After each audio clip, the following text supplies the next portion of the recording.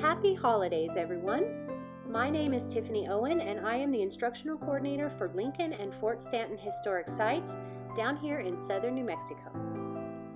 A few days ago, our historic sites kicked off our New Mexico Traditions series, and so today I'd like to share an event that has become our tradition over the last few years down here in Lincoln County.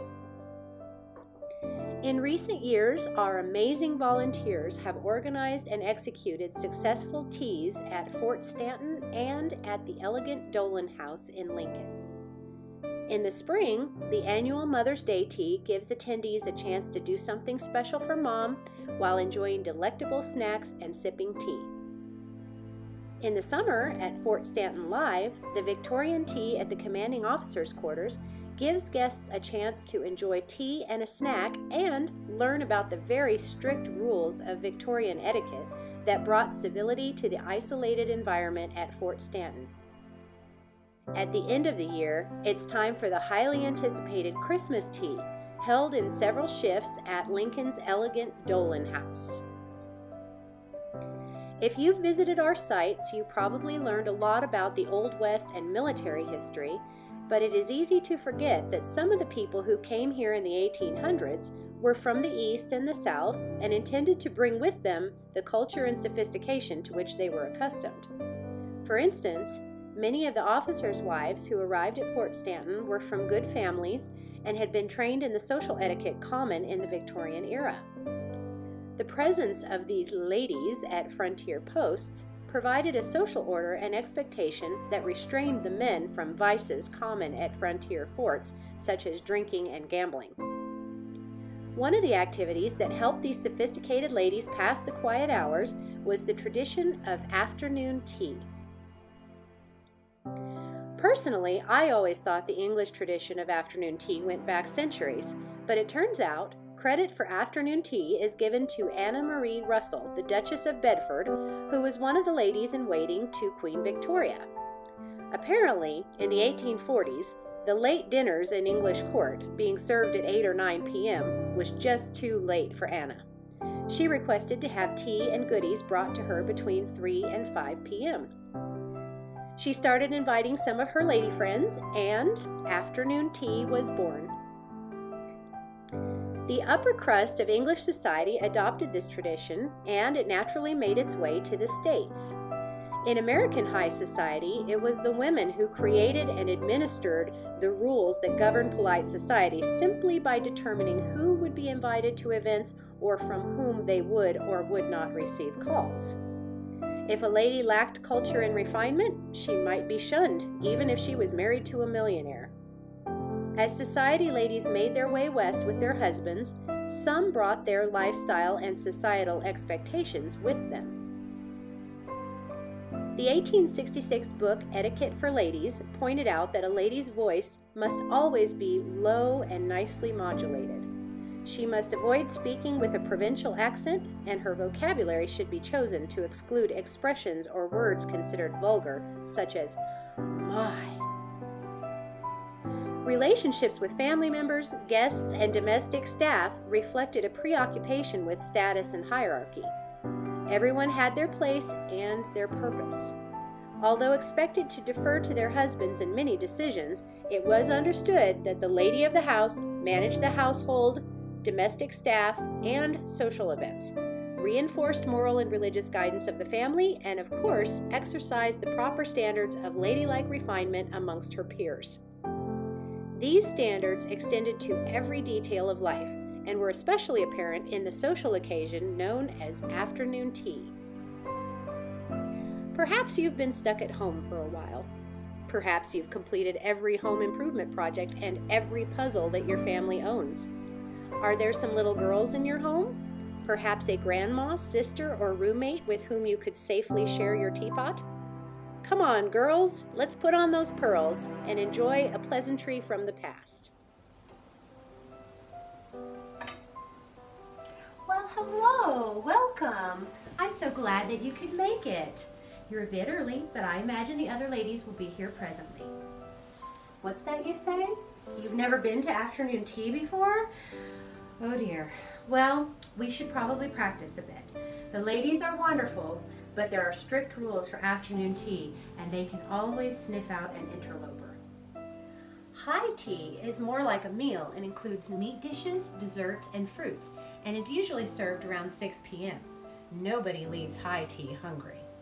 Cream tea is the easiest. It includes scones, desserts, finger sandwiches, and tea, but never coffee.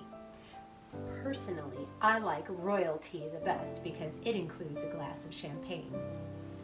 Now, there is always a designated tea pourer, and it is only one person, the hostess or the host. Tea is only served in teacups, never mugs. Since we are serving milk, only black tea is served. Green tea, white tea, or infusions are never served when serving milk. The tea is always made with loose leaves. A true hostess never uses tea bags. For this reason, the hostess will place a tea leaf strainer over the top of your cup before she pours, because it would be terribly embarrassing for her to pour tea leaves into your cup. The hostess will ask if you take strong tea or weak tea.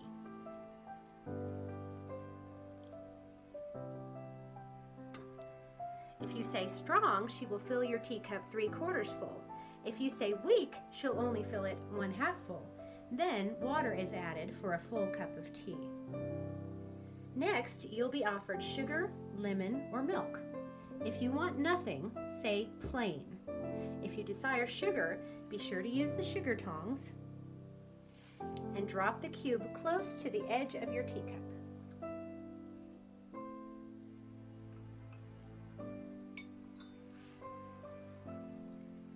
If you drop the sugar cube into the middle of your tea, it is more likely to splash. If you want sugar and milk, you should first add sugar and then your milk. If you want lemon and sugar, be sure to add your sugar first. Why? Well, the reason is basic chemistry, my dear. If you add your lemon first, the lemon citric acid will prevent your sugar from dissolving. Now, if you only want milk, you want to put your milk in the teacup first to prevent the porcelain from cracking your teacup. Now, this is what separates the women from the girls.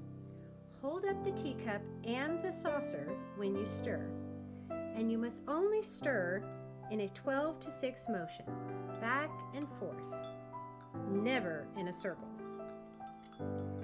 Stirring in this manner prevents the splashing and helps the sugar dissolve. Also, stirring in a circle is noisy, and there's no quicker way to give yourself away as new money. Well, that is, unless you clank your spoon on the side of the cup. After your sugar is dissolved, set your teaspoon on the saucer behind your teacup. Are you absorbing all of this? When drinking your tea, there are 2 very important rules. Do not blow on your tea to cool it, and never, ever slurp your tea. Leave the saucer on the table and bring the teacup to your mouth, but never tilt your head. Instead, you should tilt the cup. Always direct your gaze into the cup. Never look at the ladies over the cup. Although many people think that it is proper to keep your pinky finger out when drinking tea, it is actually acceptable and safer to use your index finger and thumb to hold the handle and let your middle finger support the cup.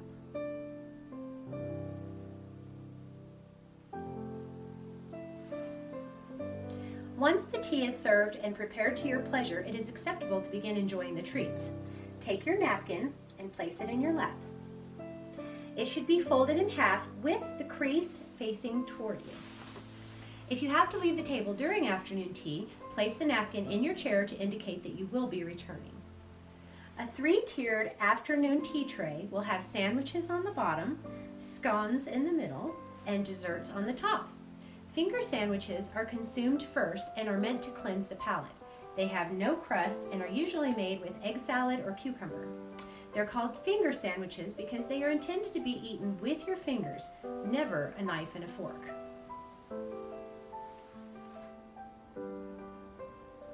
You must wait until everyone has finished their sandwiches before moving on to scones.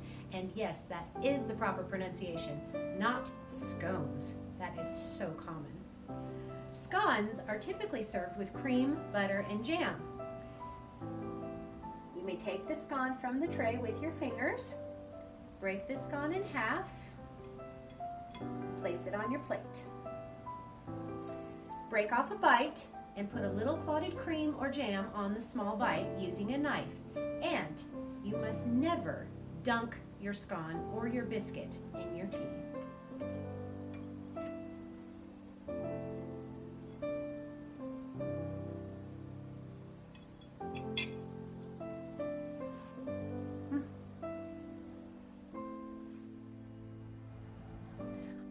Dessert. Desserts are always a tart or a special pastry, never a cupcake. Use your fingers to select your dessert. If the dessert is thick, large, or covered with confectioner's sugar, use your fork and knife to cut off a smaller bite. Then eat it with a fork. Never stab your dessert and eat it in one huge bite. When you've finished, use your napkin to dab. Never wipe your mouth. Fold your napkin and place it to the left of your teacup and saucer. Leaving your napkin on the table rather than your chair indicates that you have finished and will be leaving for home. After all these months of lockdown, afternoon tea with your pod may be exactly what the doctor ordered. When the world gets back to normal and the pace of life speeds up again, you'll know the proper etiquette and be fully prepared to slow things down and enjoy afternoon tea with family and friends. I hope you enjoyed today's Holiday Traditions episode on afternoon tea. Join me again next Thursday, December 10th for Chillin' with Quillin' to learn about another Victorian hobby that helped pass the time for bored officers' wives at frontier posts such as our own Fort Stanton. Until then, Merry Christmas and Happy Holidays from Lincoln and Fort Stanton Historic Sites.